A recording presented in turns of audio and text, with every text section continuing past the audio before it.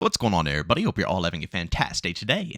Now, ladies and gentlemen, yes, indeed, I have returned home so I can start discussing the hot topics that have been coming out across the board between Call of Duty, Battlefield, Splitgate 2, so on and so forth. I'm actually going to make this video a double upload today, so this is probably going to be happening at around 6 p.m. Eastern Time, which I appreciate everybody for coming on through, and we will be back to the Battlefield topic starting tomorrow because, as you guys already know, the Battlefield 6 multiplayer reveal is going to be happening, and we will be live and in action. So, of course, if you guys want to check that out while we see what's going on with Battlefield, I have a stream up over on Twitch starting between 12 to 1 p.m. Eastern Time, and of course you guys can find a link to that channel down in the description of this video. But for today's video, I wanted to go ahead and hyper prioritize Season 5 within Call of Duty Black Ops 6. I gotta be real with you guys.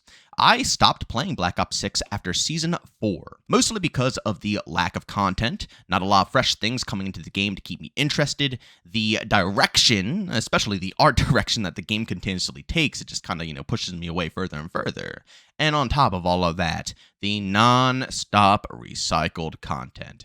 But ladies and gentlemen, with that being said, let's just go ahead and dive right on deep into the actual roadmap itself. As you guys can see right here, we're going to be getting 4 quote-unquote brand new maps. Again, as you guys already know, they're going to be mixing in a 2v2 map into that rotation, basically a gunfight map.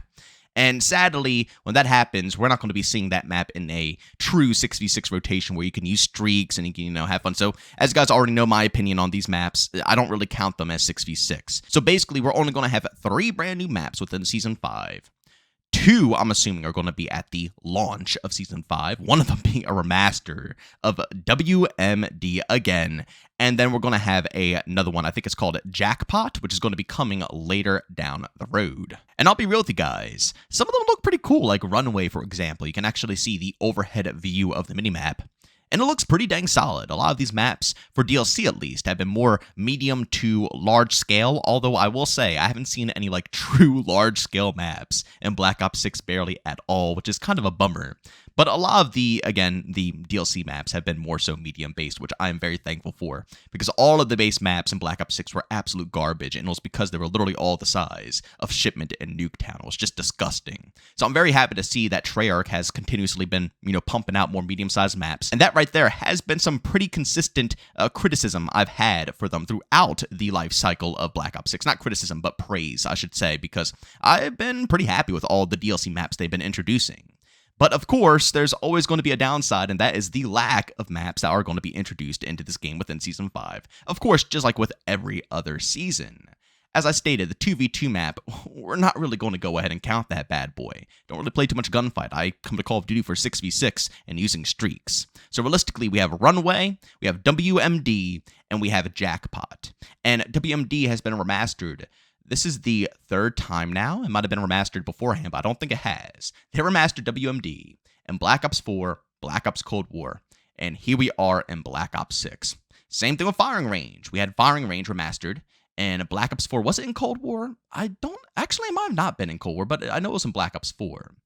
But regardless, the point still stands. They keep remastering the same content again and again and again.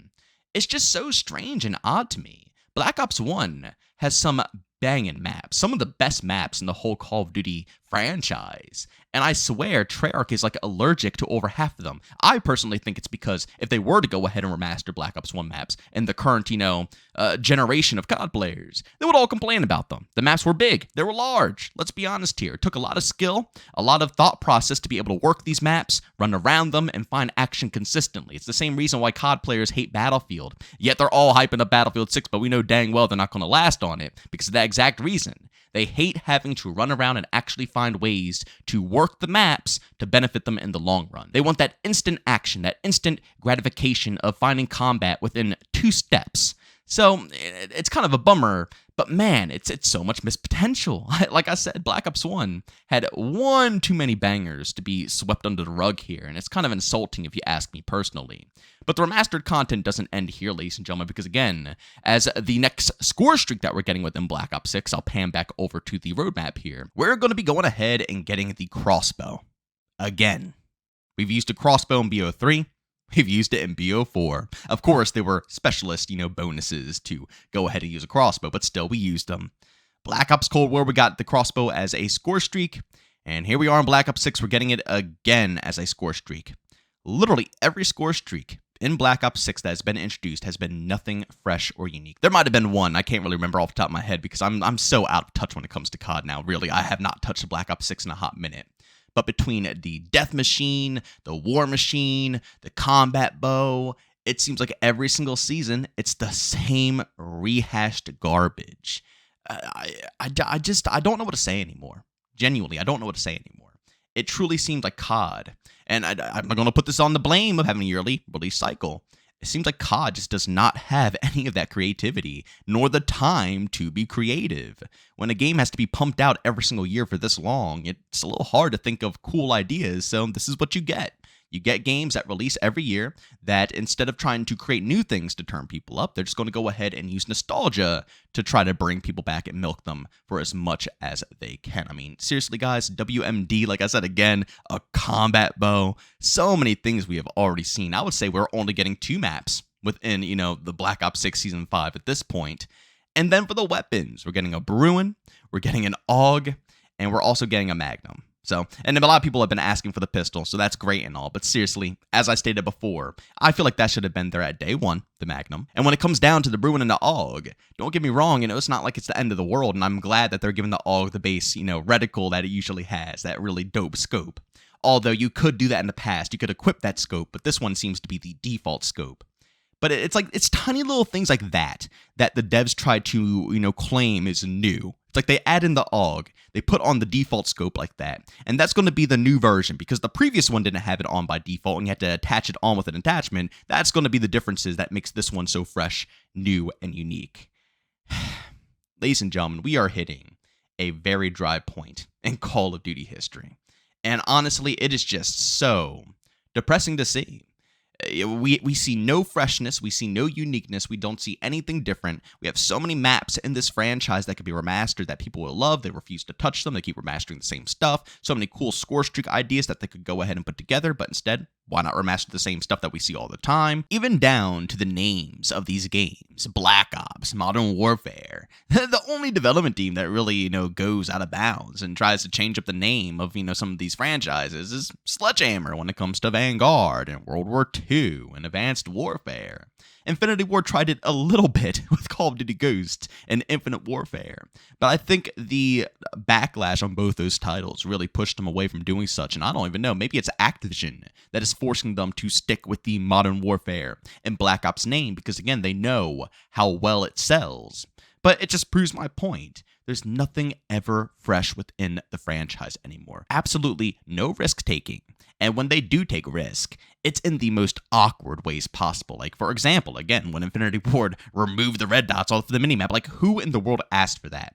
Or another one, when Infinity Ward went ahead and made sure that your perks were earned throughout the match. So if you picked a lineup of perks, you didn't get them all at the launch of the game. You had to grind through like half that game to get all your perks active. I mean, these are some of the worst ideas possible. But can you blame them? How could you possibly ever come up with something truly unique and interesting and creative with the time that these developers have where they have to pump out these games on a yearly basis? Ladies and gentlemen, this is no longer back in the day where you have huge innovations like COD 4 and What at War over to Black Ops 1 and Modern Warfare 2, where they're doubling to tripling the amount of streaks and perks and changing up how all of them work and, a ton of different maps and that innovation is long gone. And now, sadly, all you see is, again, the same rehashed content, nostalgia baiting, and milking a once outstanding franchise.